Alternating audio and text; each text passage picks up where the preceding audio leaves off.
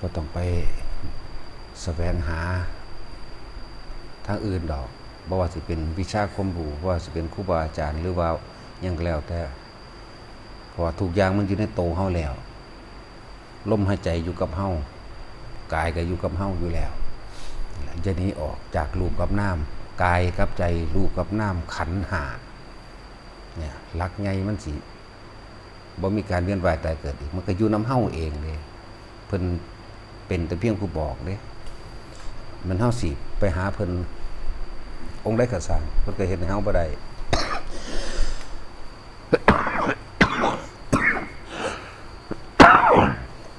เฮาเฮ็ดเอาเองเบิดเพิ่นแต่เป็นแต่เพียงผู้แนะซื่อๆเด้อ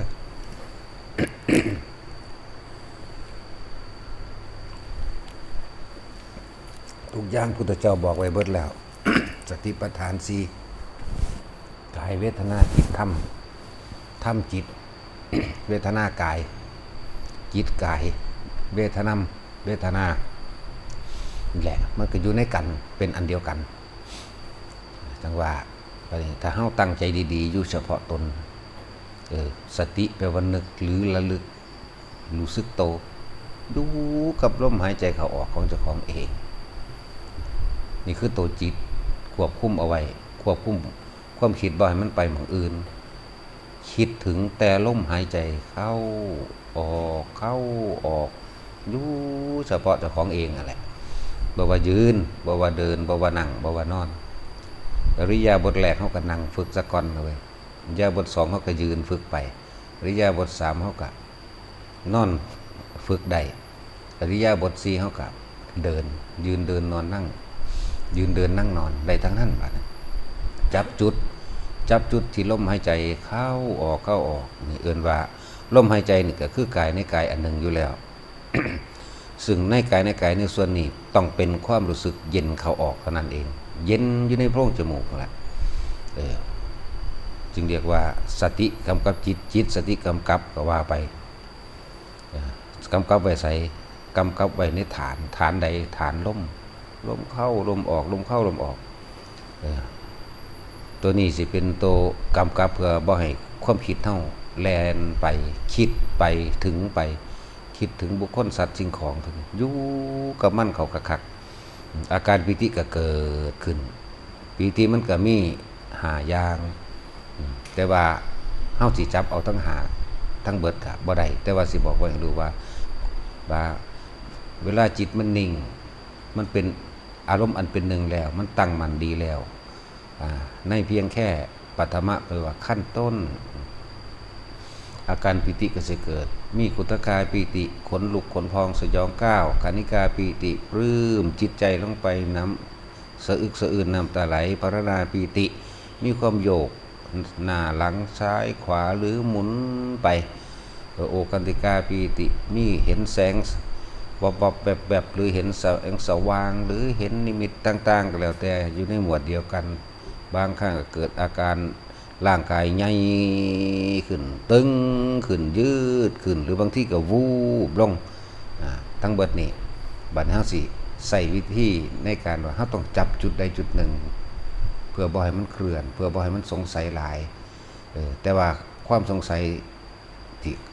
ใคร่ความเห็นค่ายเหตุค่ายผลมันออกมานี่ก็คือบอกไว้แล้วบอกว่าปิติมันหาอย่างแต่ว่าบัดเฮาสิสร้างฐานที่ตั้งแห่งจิตขึ้นมาตั้งหากก็คือใส่อยู่ระหว่างกลางหน้าผากเองอันนี้คือเป็นข้อปฏิบัติหรือหลักสูตรของเฮาเป็นของเฮา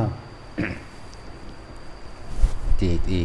เป็นเฉพาะสำนักเฮานะทุกคนตั้งอยู่ในฐานเดียวบัดนี้ลมหายใจเข้าออกลมหายใจเข้าออกรู้กับมันจังซั่นอาการแต่ว่าคือฝึกให้มันเป็นซะก่อนอันนี้เป็นวิธีที่สำนักเข้าใส่กันลืมตาทำเนี่ยเหลือบตาลงไปจมูกจนทำให้จุดอุณาโลมเกิดขึ้นได้แล้วจะหลับตาก็ช่างลืมตาก็ช่างให้จับอยู่จุดเดียวความรู้สึกเดียวในกายลมกับอุณาโลมเท่านั้นอยู่กับมันอยู่แค่นี้เอิ้นว่ากายแล้วเอิ้นว่าเวทนาแล้วบัดนี้จิตก็คือตัวคิด มันสิคิดไปปุ่นคิดไปพี่ดึงกลับมาคิดไปแล้วดึงกลับมาคิดไปแล้วดึงกลับมาดึงกลับมาดึงกลับไปจนกว่าสิแน่ใจและมันจะอยู่ในความรู้สึกแห่งกายอันเป็นอาการเรียกว่าปราโมทย์เกิดความอิ่มเอิบเบิกบานจิตมันตั้งมั่นเป็นสมาธิแล้วมันสิเกิดความปัสสัทธิจิตผ่อนคลายหมายถึงบ่ไปคิดถึงบุคคลสัตว์สิ่งของบ่กระจายความคิดไปหาเรื่องเล่าต่างๆอันเป็นอดีตอนาคตก็เกิดบ่ได้ถ้าบ่คิดไปถึงอดีตเรื่องเล่าต่างๆแล้วบุคคลสัตว์สิ่งของแล้วจิตเกิดความอิ่มเอิบเบิกบานปลื้มปีติปราโมทย์ปัสสัทธิสมาธิเกิดจิตตั้งมั่นเข้าสู่จิตว่างคลายความกำหนัดยินดีต่างๆออกเลยเกิดกลายเป็นอุเบกขาเป็นเฉยๆโดยความรู้สึกนั่นเอง โดยความรู้สึกภายในความรู้สึกของเฮาที่สิบ่มีความรู้สึกแบบไปตั้งมั่นยินดีพอใจกับสิ่งใดสิ่งหนึ่งแต่ว่าสิอยู่กับความอิ่มเอิบเบิกบานอันนี้แหละนี่แหละ แล้วตัวปัญญาคือตัวใดสังเกตความคิดตัวปัญญามันทั้งมีตัวรู้ของมันต่างหากดอกทั้งสิเป็นดอกบางที่ก็เห็นกายเจ้าของอยู่กับลมหายใจอยู่นิ่งๆบางที่ก็เห็นกายเจ้าของอีกอันหนึ่งอยู่ต่างหากอันผู้รู้นี่ซ่อนเล่นอยู่ไสล่ะเลยมาเปรียบว่ามันรู้มันเหมือนกับแต่บ่มีโตแต่เห็นตัวเองย่างออกจากร่างกายมั่งเห็นตัวเองไปนอนอยู่มั่งยืนมั่งเดินมั่งเหาะเหินอากาศมั่งแต่ว่าตัวเองตัวหยาบคือตัวกายเนี่ยก็เห็นคือกันนี่มันเหมือนกับว่ามีสามร่างกายนี่ถูกรู้ถูกเห็นความคิดหรืออีกอันนึงที่มันละเอียดออกไปอีกก็เห็นแต่อันรู้จักรู้อยู่หม่องใดล่ะแต่ว่าหังรู้เพิ่นเอิ้นว่าสติกำกับจิตก็ได้ก็ว่ารู้ล่ะมันสิหลายซื่อรู้เห็นกายนั่งเห็นอีกอันนึงคันแสดงไปต่างๆนานาสิก็รู้อยู่กับมันแต่ว่าบ่เป็นไปตามมันบ่เป็นไปตามตัวอันของละเอียดของกายอีกอันนึงไปแสดงวางได้กับสร้างกะรู้ก็เห็นไปกับมันนั่นเองก็นี่อีกแบบนึงแต่อย่าลืมว่าความรู้สึกตัวนี่มันสิมีอยู่รู้สึกตัวระหว่างลมกับอุณาโลมเฮานี่แหละ มันสิมีบางๆมันบ่เข้มข้นตอนเหมือนกับเฮาฝึกเฮาจดจ่อเด้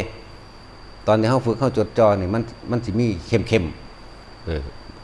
ตึงยุ่งสิมันสิตึงอยู่แต่ว่ามันเป็นจังซี่มันสิคลายออกแต่หังมีความรู้สึกตัวเด้น้อยๆนั่นแหละเป็นบางๆสิว่ามีก็บ่แม่นสิว่าบ่มีก็บ่แม่นเด้อันรู้มันรู้อยู่หั่นแหละมันทั้งรู้จังสิว่าหยังรู้นั่นแหละเหมือนกับว่าตัวรู้อยู่นี่ตัวแสดงก็แสดงไปตัวกายก็กายไปนี่มั้ยนั่นแหละเฮ็ดไปอยู่กับมันนั่นแหละ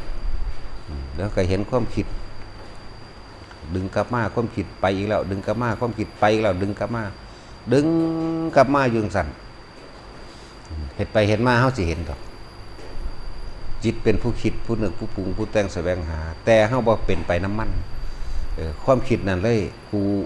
เห็นมึงแล้วความคิดนั่นเลยมันก็เป็นแค่เป็นสังขารอันนึงเป็นสังขารขันธ์อันนึงเป็นเครื่องประกอบปรุงแต่งอันนึงของจิตตั้งหากแต่ว่าเฮาบ่เป็นไปน้ำมันแต่เฮาบ่เป็นไปน้ำมันบ่เจตนาน้ำมันบ่จอน้ำมันบ่อินไปน้ำมันอารมณ์เกิดบ่ได้พบดับนี่แหละบอกว่าเฮาใส่วิธีนี้ถ้าสิเว้าเรื่องหลักสูตรโดยเรียนเรียกว่าละโอรัมภาคิยะสังโยชน์5เลยทีเดียวเด้ถ้าผู้ใดเฮ็ดได้จังซี่นะดีบ่ดีตายในลมหายใจนั่นอรหันต์ไปเลยถ้าบ่ได้กับอนาคามีไปเลยเด้จังว่าฝึกตั้งเอาแต่เฉพาะเจ้าของผู้เดียวนั่นแหละตัวเองน่ะสิรู้ในตัวเองดอกแต่ความสงสัยต่างๆที่ว่าอันนั้นคือหยังนี่คือหยังเพิ่นทั้งเทศอยู่เรื่อยๆดอกแล้วเขาก็จังจับมาใส่อาการตัวเองเป็นนั่นคือประสบการณ์หรืออาการหรือความรู้สึกที่ของเป็นเองนั่นแหละคือความรู้ของเจ้าของเองส่วนความเห็นต่างๆสิไปยืนยันผิดหรือถูกถ้าฟังไปเรื่อยๆมันก็สิคลายความสงสัยเองดอกคลายออกเองนั่นแหละเห็นอยู่แค่นี้ ว่าต้องไปหาหลักสูตรไม่อีกอานาปานสติหรือสติปัฏฐาน4เนี่ยเดียวกันนี่แหละอยู่กับมันแบบนี้ผู้ใดตายในลมหายใจใดบางที่ได้อรหันต์ในขณะใจขาดนั่นแหละบางคนบ่ได้ก็เกิดกลายเป็นอนาคามีไปเลยได้นี่มันว่ามันธรรมดาเด้ผลมันสูงขนาดนี้เลยนั่นแหละจังว่าเป็นหนังคือเน้นแต่เอาอันเดียวแต่เฮาบ่เอาหลายอันเอาอันเดียวเฮ็ดเล่นกับมันอยู่หั่นมันนังฮู้ดอกฮู้นะเจ้าของแล้วมันไปฮู้ผู้อื่นดอกตั้งใจอยู่เฉพาะเจ้าของซั่นยืนเหลือนั่งเฮ็ดเป็นแล้วนั่งท่าใดก็ได้บ่ได้จำกัดท่ายืนเฮ็ดไปแล้วนอนเฮ็ดไปแล้วบัดนี้หัดย่างเฮ็ดไปก็บัดเฮ็ดเดียวใดล่ะเฮ็ดลมกับเฮ็ดอุณาโลมเท่านี้นึงเด้เดินจงกรมจังซี่ก็เดินเฝ้าสังเกตลมหายใจเจ้าของเองกับอุณาโลมเท่านั้นแหละบางครั้งลมหายใจมันก็หายไปบ่ต้องถอยหลังขึ้นมามันสิอยู่ในความอยู่เฉพาะอุณาโลมนิ่มๆนวลๆนึบๆตึงๆหน้าผากก็ว่าไปบางคนก็นูบหน้าบนหัวบางคนก็เหมือนร่างกายคือใยแมงมุมเต็มโตก็มีแต่ว่าเดินไปเถอะนั่นคืออาการปิติเป็นเครื่องยืนยันไปเป็นผู้บ่ห่างจากฌานอยู่ในฌานเหมือนเดิมทรงฌานเจริญฌานอยู่ในเหมือนเดิมบางที่ความรู้สึกหน้าผากขึ้นหัวมั่งลงกลางอกมั่งหรือสาบซ่านไปทั่วสะพางร่างกายมั่ง